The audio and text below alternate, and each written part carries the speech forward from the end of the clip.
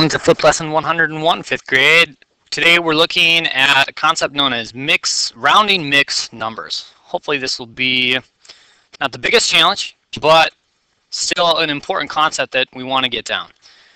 We start by looking at the concept of, what are we really looking for when it comes to rounding numbers? As we've rounded numbers in the past, we've always followed a simple set of rules, right? We know that if it's greater than 5, right? So if it's more than 5 or more, we round up. If it's less than 5, then we round down. But how do you do that when you start to see a fraction, right? When you see a fraction, there is no 5 to compare it to. You see a comparison of two numbers, right? And this is where we start to have to understand, what does that 5 represent? And that's where we get this number right here, 1/2, right? 1/2 is also written as a decimal like this, 0.5. And because half is that 5, we can use the fraction 1/2 to help us make that comparison as to whether we should round up or round down. For example, if we take the number 2 3/4, the question would be, is 2 3/4 going to round up to 3, or is it going to round down to 2? Right? To do that, we're going to have to make a comparison. We look at our fraction of 3/4, and we can compare that to 1/2. All right, is 3/4 larger or smaller than 1/2? And hopefully you realize that 2 3/4, if we were to put it on our scale, would fit here, right? So it's larger than 1/2, which means that in the end we're going to round up. And so we would round our number to 3. Let's try another one. It says Alec had 4 2/5 meter of fishing line. Estimate the length of fishing line he had by rounding to the nearest whole number. Okay, so we have this idea, 4 2/5, and we want to round. Now we want to make this comparison, right? We want to compare this fraction to the fraction 1/2. Is 2/5 greater than 1/2, greater than or equal to 1/2, or is it less than 1/2? Well, 5 is not a number you can easily divide in half.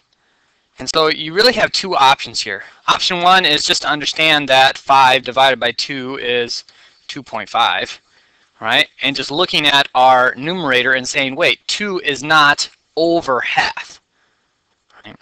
It's less than half. And you can realize that.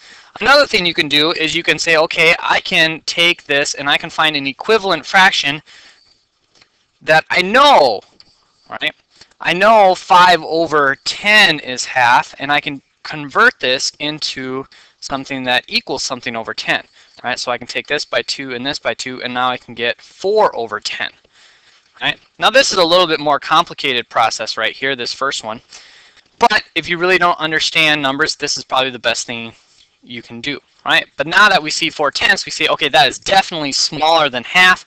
And so if we were going to round 4 2/5, we would round that to 4. And of course, we have our label of meters. Here's another one, right? It says CJ estimated the area of her backyard is 64 square yards. Did she make a good estimate based on the figures? Okay, so we look at our figures. Okay, we see 7 and 4/7. Okay, is 4/7 more or less than half? Right. Half. Okay, how am I going to think about this?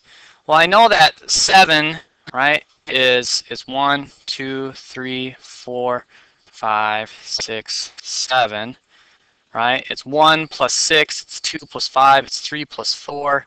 And so the middle of these numbers is going to be right around here, right? So as I look at that idea, I understand that, yeah, 4 is actually greater than 7, right? Or greater than half of 7. So I could say, yeah, this would round up to 8. Okay, and 1/3 is definitely less than half. That's a pretty easy one. So this is going to round down to 8. To find area, I'm going to take 8 and multiply by 8, right? Length times width. So 8 times 8 equals 64 square yards. Does this make sense? Yeah, right? She rounded correctly.